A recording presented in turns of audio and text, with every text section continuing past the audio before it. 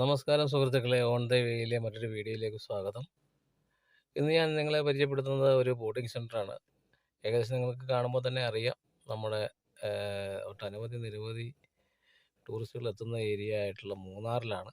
മൂന്നാറിലെ മാട്ടുപ്പെട്ടി ഡാമിലെ boating enjoy ചെയ്യാനായിട്ട് നിരവധി ടൂറിസ്റ്റുകൾ എത്തുന്നു. കൂടുതലും മലയാളികളുണ്ടെങ്കിലും മറ്റു സംസ്ഥാനത്തു നിന്നുള്ള യാത്രക്കാർ, സഞ്ചാരികൾ ഒരുപാടാണ് എത്തിച്ചേരുന്നത്. ഇതുപോലുള്ള ബോട്ടിങ്ങും മറ്റു കാര്യങ്ങളൊക്കെ. ബോട്ടിങ് കൂടാതെ തന്നെ ഇവിടുത്തെ പ്രത്യേകത എന്ന് പറയുമ്പോൾ നമുക്ക് അറിയാമല്ലോ, മൂന്നാറിലെ തണുപ്പ് തന്നെയാണ്.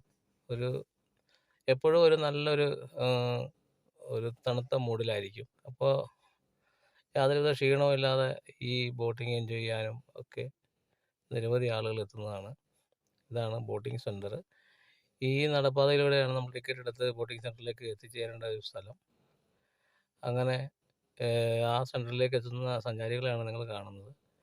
ഈ കാണുന്നത് ഒരു നോർമൽ ബോട്ടാണ്. കാരണം സ്പീഡിൽ പോകുന്നതല്ല, അല്ലാതെയുള്ള സ്പീഡ് ബോട്ട് അല്ലാതെയുള്ള ആളുകൾക്കുള്ള ഒരു ബോട്ടാണ് നിങ്ങൾ കുറച്ച് മുമ്പ് കണ്ടത്. ഇതാണ് സ്പീഡ് ബോട്ട്. കുറച്ച് അഡ്വഞ്ചറാണ്. സാഹസികമായിട്ട് ഡ്രൈവ് ചെയ്ത് സഞ്ചാരികളെ സന്തോഷിപ്പിക്കുന്ന ഒരു രീതിയാണ്.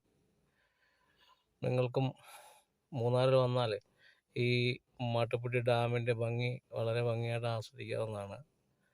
ഇപ്പോൾ നല്ലൊരു തണുത്ത കാലാവസ്ഥയാണ്. നിരവധി സഞ്ചാരികളുണ്ട് ഇപ്പോഴും. ഇതാണ് ബോട്ടിംഗ് ലാൻഡ്.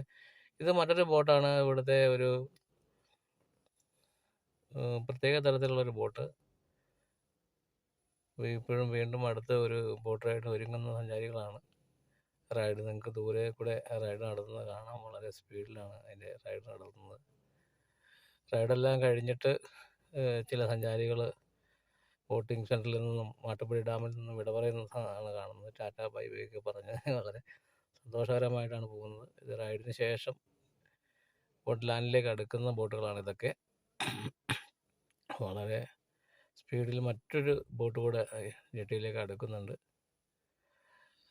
വളരെ നന്നായിട്ട് എൻജോയ് ചെയ്യാവുന്ന ഒരു ഏരിയയാണ്. നിങ്ങൾക്ക് ഇഷ്ടപ്പെട്ടാൽ, ഈ വീഡിയോ ഇഷ്ടപ്പെട്ടാൽ കമൻറ്റ് ചെയ്യുക, ലൈക്ക് ചെയ്യുക, സബ്സ്ക്രൈബ് ചെയ്യുക.